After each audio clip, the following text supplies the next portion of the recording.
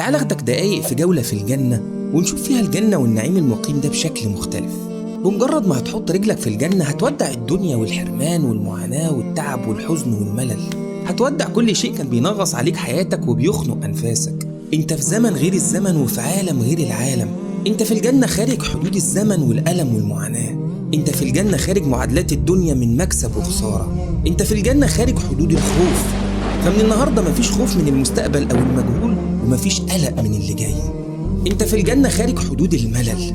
فكل حركة في الجنة ليها لذة ومتعة الممارسة الأولى، وكل لقاءات ومقابلات الجنة ليها نشوة اللقاء الأول، وكل لذة بتحصلها ليها لذة الطعم الأول، وكل شيء بتشوفه كأنك بتشوفه لأول مرة. في الجنة كل شيء مختلف، فمفيش حب بوجع ومفيش قرب بفراق. نعيم أبدي مش قابل للضياع، وناس مخلصة مش قابلة للتقلب. الجنة ما فيهاش حسد أو كيد أو غل. الجنة ما فيهاش اللي تخاف إنه يفوتك. الجنة ما فيهاش حد سابق وحد متأخر. في الجنة ما فيش حدود للمتعة أو النعيم، فكل الأماكن الجميلة مباحة ومحدش يقدر يمنعك أو يحول بينك وبينها. وهنا بس هتفتكر النعيم اللي كان في الدنيا، واللي ما كانش بالسهولة دي إنك توصل له ولا بالجمال ده. كنت في الدنيا لما بتحب تشوف حاجة حلوة كنت بتتكلف سفر ورحلات وتأشيرات ومقابلات وسفارات.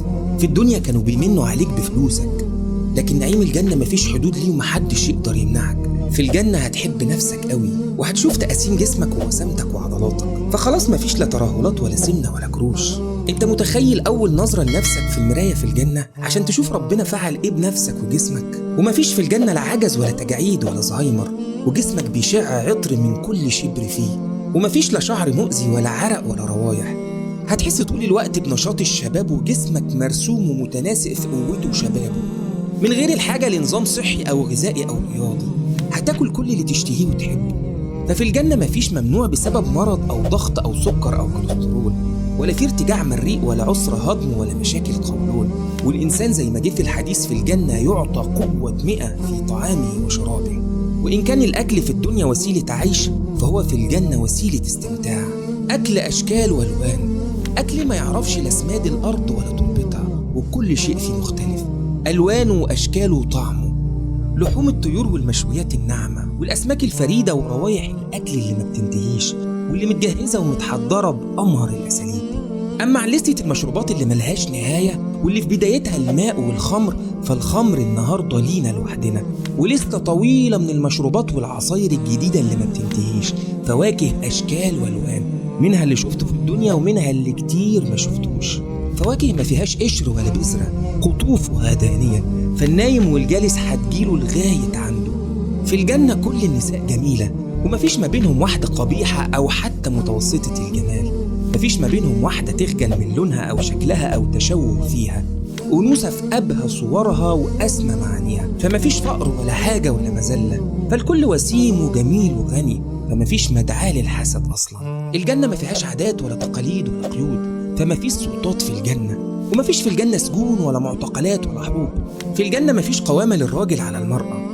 فاللي انت مش حباه دلوقتي ومخنوقة منه من تحكمات زوجك هيختفي في الجنة وهتكوني حرة، ومحدش هيقدر يفرض عليكي أو يرغمك على شيء انت مش حباه.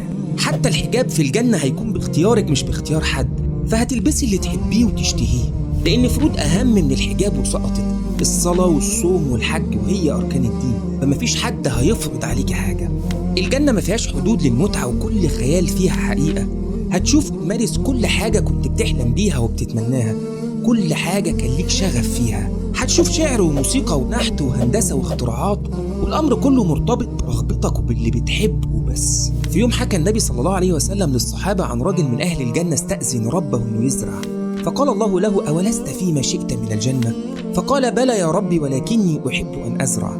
فأسرع وبذر، رمى البذور في لحظة وفي طرفة عين، فتبادر الطرف نباته واستواءه واستحصاده وتكويره مثل الجبال. فقال الله: دونك يا ابن آدم، فإنه لا يشبعك شيء. فكل طموح ليك في الجنة هيتحقق. تصور معايا عالم حب كشف أسرار خلق الله للسماوات والأرض، وتاني حابب يكشف سر انقراض الديناصورات، وتالت شغوف بالتاريخ ونفسه يشوف أحداث طوفان نوح، وإزاي ربنا خسف بقوم لوط وأغرق فرعون، وغزوة بدر. كل ده هيتحقق قدام عينيك، انت متخيل؟ ولو حبيت تطلع رحلة في بطن حوت يونس هتطلع، مفيش في الجنة مستحيل. الجنة ما فيهاش أمراض ولا منغصات. الجنة ما فيهاش دورات مياه. الجنة ما فيهاش مشاكل قولون ولا معدة. الجنة ما فيهاش روايح كريهة ولا عرق، فأنت مش محتاج في الجنة معطرات ولا مزيلات للعرق. ادخلوها بسلام آمنين، سلام في الأجساد فما يصيبهاش المرض، فما فيش حمى ولا برد ولا زكام ولا ربو ولا كورونا، وما فيش خوف من السكتات والجلطات القلبية والدماغية. في الجنة ما فيش ضعف بصر أو حتى عمى. في الجنة ما فيش إعاقات، ما فيش شلل أو إصابات. باختصار في الجنة ما فيش اللي يجرحك أو حتى ينحيك عن تحقيق أمنية. ده حتى النوم في الجنة هيختفي، لأن النوم أخو الموت وأهل الجنة ما بيموتوش. مفيش لا تعب ولا نوم، لأن هما دول الحاجتين اللي بيسرقوا حياة الإنسان ومتعته. وتعالى زيدك سعادة وأقولك إن في الجنة مفيش أمراض ولا حمل ولا ولادة ولا نفاس. في الجنة مفيش حد هيعصبك ومفيش شيء هيستوجب حزنك، لأن في الجنة مفيش أحزان.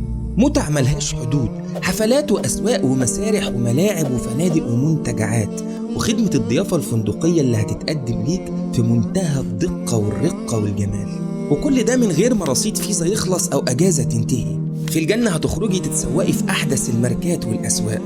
في الجنة هتخرجي تتسوقي وانتي مش محتاجة لنفقة زوجك، لأنك هتكوني بتنافسيه في الغنى والثراء.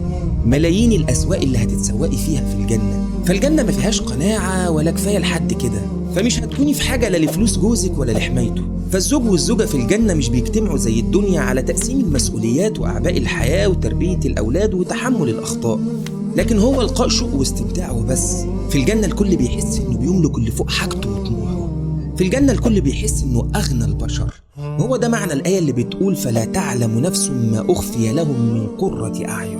وهي دي بقى قرة الأعين، وهي إن كل نعيم بتشوف في الجنة بتظن إنه أعظم نعيم وبتمتلئ بيه عينيك، فلما بتشوف النعيم اللي بعده بتمتلئ بيه عينيك أكتر وبتظن إنه أعظم نعيم.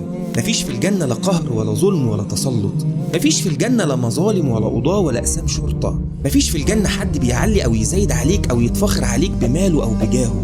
مفيش في الجنة وصوليين أو مفسدين.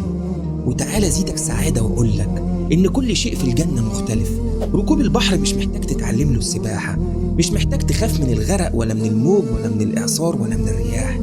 وحتى عشاق السيارات، انت متخيل سيارات الجنة؟ انت متخيل انك في الجنة بتملك الطيران؟ انت متخيل انك في الجنة هتمر عليك الملايكة وتسلم وتبتسم؟ في الجنة مفيش حر الصيف المزعج ولا برد الشتاء القارس، والله قلبك هيبكي من الفرح. هنا المتع والسعادة ما عادتش حكر على الأغنياء وبس. ألوان الجنة زي الأرقام ملهاش نهاية. شوارع الجنة ما فيهاش متسولين ولا حفر ولا مجاري ولا زبالة ولا روايح، والمشي فيها ممتع وما بينغصكش فيها شيء، لا شمس تحرقك ولا تراب يأذيك ولا رطوبة تخنقك، لكن هوا لطيف ونسيم منعش ومعطر ومناظر سحرة في كل مكان. وطبعا في الجنة لقاء الأحبة، إنك تتمنى تشوف أبوك وأمك وأولادك بعد سنين من الغياب والفراق، فتتمنى فيجوا بيهم بين إيديك على الفور. كل شيء في الجنة مرهون بس باللي بتتمناه. لهم ما يشاءون فيها ولدينا مزيد.